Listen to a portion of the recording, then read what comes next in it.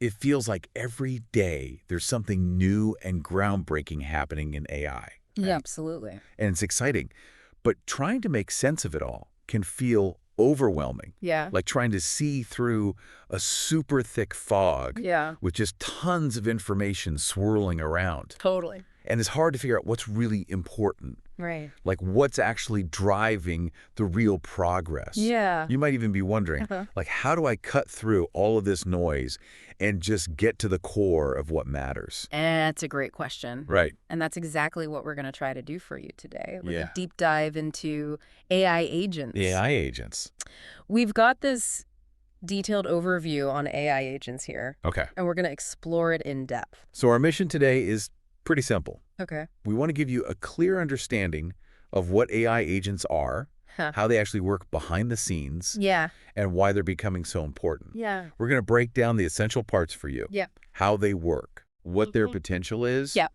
and we'll try to do all of that without getting bogged down in all the complicated technical jargon. Right. Because as we were prepping for this, Yeah. some really interesting questions came up Yeah.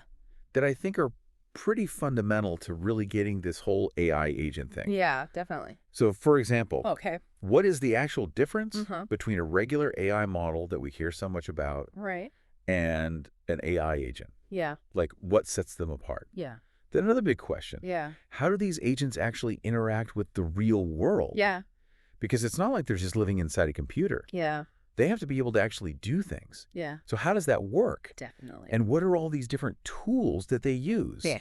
to be able to interact with the real world? Yeah. And then what about this whole concept of cognitive architectures? Right. We hear this phrase a lot, Yeah. and it sounds very advanced and complicated. Right. So we want to unpack that as well. Absolutely. So to start with the very basics, Yeah. what exactly is an AI agent? Okay. So in its most basic form, Yeah. an AI agent is an application that's designed to achieve a specific goal. Okay. And it does this by observing its environment. Okay. And this environment could be the digital world, or it could even be the physical world. Yeah. And then it takes actions using available resources to achieve that goal. Okay. And we call these resources tools. Tools. Yeah. Okay. Now, one of the key things to understand about AI agents is that they're designed to be autonomous. Okay. So autonomous, Right. meaning that once we set them on a task, Uh-huh. they can operate independently. Precisely. Okay. So you give an agent a goal, Uh-huh. and it figures out the steps to get there without needing constant instructions from us humans. Okay. And they can even be proactive. Okay. So they can kind of anticipate what needs to happen next, even if we haven't specifically told them. Got it. And for this particular deep dive, Yeah. we're going to be focusing on Yeah. the types of agents that the current advanced generative AI models are capable of creating. Okay. Because that's really where the excitement is right now. That makes sense. Yeah. So it's not just the AI model itself doing all this amazing work, Right. but there's this additional layer, Uh-huh. the agent, Yep. that's kind of organizing things Exactly. and bringing in these other capabilities, Right. which brings us back to something you mentioned earlier. Yeah. This cognitive architecture. It Yeah. sounds very complex, Right. very advanced. Yeah. What does that actually mean in the context of an agent? So you can think of a cognitive architecture as the fundamental design of an agent's mind. Okay. It's how its different parts work together Okay. to drive its behavior, Uh-huh. its decisions, and ultimately its actions. Okay. So our source material Yeah. outlines 3 essential components Okay. that make up this cognitive architecture. Okay. It's kind of like the 3 key ingredients Uh-huh. in a recipe. Okay, so what are these 3 crucial ingredients? So first we have the model. Okay. And in the context of an agent, Uh-huh. this refers to the language model, Okay. or LM, The LM. Yeah. Got it. which acts as the main decision maker for the agent. Okay. Now, an agent might use just one language model, Okay. or it could even use multiple language models. Okay. And these models could be of varying sizes, like Alright. small or large. Okay. And what's really important is that these models Yeah. need to be capable of instruction-based reasoning. Okay. So that's where frameworks like React, Okay. chain of thought, Uh-huh. and tree of thoughts come in, Got it. which we'll talk about more later. Okay. But essentially, these frameworks allow the model to kind of think through Uh-huh. and reason about the steps that it needs to take. Okay. Now, these models can also be general purpose. Okay. So they're designed to handle various tasks. Yeah. Or they can be more specialized. Okay. So they might be designed to work with different types of data, like images or audio, Okay. which is what we mean by multimodal. Multimodal. Got it. Or they might be fine-tuned for very specific applications. Okay. So there's a range of different types of models. Okay, so if we're talking about setting up an agent, Yeah. what's the best kind of model to use? Well, ideally, you want to use a model that's been trained on data that reflects the types of interactions that the agent will have with its tools. So can you give an example to clarify that? Yeah, so let's say your agent is going to be constantly working with a specific database. Okay. Well, it would be really beneficial if the model has seen examples of those kinds of interactions during its training. Okay. Now, it's important to note that the model itself isn't typically trained with the very specific details of the agent's setup, like which exact tools it will use or the precise steps in its reasoning. Yeah. But you can further refine the model for the agent's specific tasks by showing it examples of how it's supposed to behave. Got it. Including instances of it using particular tools and going through different reasoning steps. So you can kind of fine-tune it to the specific task at hand. Okay, that makes sense. Yeah. So we've got the model, which is like the central brain. Yeah, the decision maker. The decision maker. Yeah. But it needs a way to connect with the outside world to actually get things done. Yeah.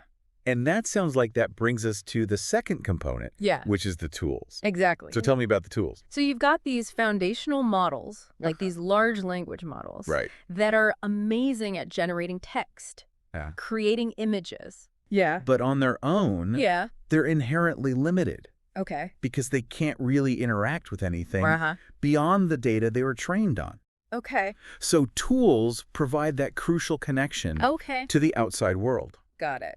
They empower agents to access external data and services, allowing them to perform a much wider range of actions than the model could ever do on its own. Got it. These tools can be very simple, or they can be very complex, but often they align with standard ways that software on the web communicates. Things like GET, post, pat, TCH, and delete, which are common methods for APIs. APIs? Yeah, application programming interfaces, which are essentially sets of rules that allow different computer programs to talk to each other. So can you give me a more concrete example of how an agent might use a tool? Yeah, like something that our listeners can really relate to. Yeah, definitely. To really understand how this works. So let's imagine an agent that's designed to help you manage your schedule. And one tool it might have is the ability to access your online calendar. So if you tell the agent, okay, remind me to call the dentist next Tuesday, the agent can use this calendar tool to actually add that event to your schedule. Okay, so it's not just reminding you. It's actually taking the action. Exactly. It's interacting with your calendar. You put it on the calendar. Yeah. Another example could be an agent that helps you find information, and a tool could allow it to search the web for the latest news on a topic you're interested in. Got it. Our source also emphasizes that tools are essential for more advanced systems. Like retrieval augmented generation or RAG. RAG. Yeah. Got it. Which we'll explore in the detail later. But the key takeaway for you here is that tools allow the agent to go beyond just processing information and actually do things in the world. Right. So it can take action. Yeah, exactly. That's what makes them so powerful. Okay, so we've got the brain, the model making the decisions, and then we've got the ways to interact with the world. The tools. The tools. Okay, so what's the third component that ties it all together? That's the orchestration layer. The orchestration layer. Yeah. You can think of this as the manager or the conductor of the whole operation. It's the process that governs how the agent takes in information. Maybe from something you asked it or from the result of using a tool. And then thinks about that information internally and based on this internal reasoning, decides what its next action should be. And this whole loop of taking in information reasoning, and acting continues until the agent achieves its intended goal or reaches a predefined stopping point. So it's not just randomly doing things. There's a process guiding it. So it's like an ongoing cycle of thinking and acting until the task is complete. Precisely. And the complexity of this orchestration layer can vary a lot, depending on the specific agent and what it's trying to accomplish. Some might involve very simple calculations and rules, while others might involve more complex sequences of logic, even incorporating other machine learning techniques. So there's a wide range of complexity there. This is starting to make more sense. Good. Now, we touched on this a little bit earlier, but I want to really clarify the difference between an AI model and an AI agent for our listeners. Because I think this is a point of confusion for a lot of people. Definitely. So our source provides a helpful chart and even uses a chef analogy to help illustrate this.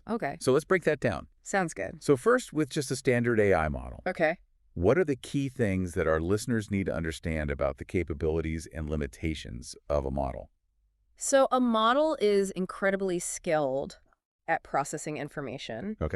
And it's been trained on a massive amount of data, but it does have certain limitations built in. What are those limitations? So its knowledge is essentially fixed based on the data it learned from during its training. So it can't really go beyond that. And typically it performs a single task or prediction based on what you ask it. And it doesn't usually remember past interactions in any kind of meaningful way. So every time you interact with it, it's like a fresh start. Pretty much. Unless it's specifically designed to do otherwise. Exactly. And another key limitation is that a model doesn't inherently know how to use external tools. It relies on the instructions you give it, which might include complex reasoning steps embedded in your prompt to guide its output. So the model is like a really smart but kind of isolated expert. Yeah, that's a good way to put it. So how does an agent then go beyond that? So that's where the agent becomes really powerful. Because its knowledge isn't limited to just its initial training. It can actually expand its understanding by connecting with external systems through tools. So it's constantly learning. And it can also manage a history of your interactions. So it can have these ongoing conversations with you and make decisions based on what's happened before. So for you, that means the agent can handle much more complex, multi-step tasks that require up-to-date information and the ability to take real actions in the world. So it's much more dynamic. Yeah, much more dynamic. And perhaps most significantly, agents have a built-in way of thinking and deciding what to do next, which is that cognitive architecture we talked about. It uses those reasoning frameworks as a core part of its operation. Tools aren't just something extra for agents. They're fundamental to how we operate. That distinction is really clear. Good. But I think this chef analogy will really drive it home. So walk us through that. So imagine a chef in a busy kitchen. Their main goal is to create these delicious meals for the customers. And that's a complex process that involves planning, executing, and adjusting based on different factors. So the chef first gathers information, like taking orders from the customers, checking what ingredients they have available. This is kind of like the agent taking in information from you or from a tool.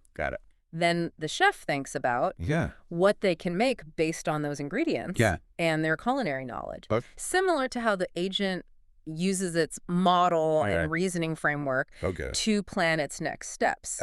And then the chef takes action. They're chopping vegetables, cooking, plating. This is like the agent using its tools to interact with the world. Maybe booking a reservation or sending an email. And what's that crucial last step that this chef does that really connects to the agent? So for our listeners, what's that last step? So throughout this whole process, the chef is constantly making adjustments. Maybe they realize they're low on a key ingredient, or a customer has a special request. They have to use these outcomes to kind of refine their plan for the next dish. This ongoing cycle of getting information, planning, acting, and adjusting. Yeah. That's how the chef operates. Right. And just like the chef, an AI agent uses its cognitive architecture to continuously process information, make informed decisions, and refine its actions based on previous results to achieve its goals. Okay, so for our listeners, Yeah. the agent is constantly learning. Yeah, always learning. And adapting to get the best outcome. Exactly. That's a perfect analogy. Yeah, I think it helps to kind of visualize it. Yeah, it really brings it all together. Yeah. So the agent has this orchestration layer. Right. This internal chef. That's a good way to put it. Managing everything. Yeah. And our source mentions that this orchestration layer uses something called prompt engineering. Right. And these various frameworks to guide its reasoning and planning. Exactly. So let's dive into some of these cognitive architectures in action. Okay. And talk about some of the specific reasoning frameworks you mentioned earlier. So our listeners can really understand how the agent actually thinks. So what's really interesting here is that these frameworks provide this kind of structured way for the agent to approach problems. Okay. So our source highlights 3 popular frameworks. Okay. And keep in mind that this is an area that's developing really rapidly. Right. So there are new frameworks emerging all the time. Good. But these are 3 that are quite popular right now. Okay. So the first one is REACT. React. Yeah. Okay. Which stands for reasoning and acting. Right. And it's basically a way of designing the prompts that you give to the language model so that it doesn't just try to give an answer directly, but instead it first thinks about what it needs to do. Then it takes an action, which is usually using a tool. Right. Sees the result of that action and then reasons about what to do next based on that result. Okay. And this whole loop can happen with or without specific examples being provided in the initial prompt. Got it. So the agent is actively figuring things out. So it's not just guessing. It's not just guessing. It's actually going through a thought process. Exactly. Yeah. It's interacting with the world to get information. Got it. So typically the sequence starts when you, as the user, send a question or request to the agent.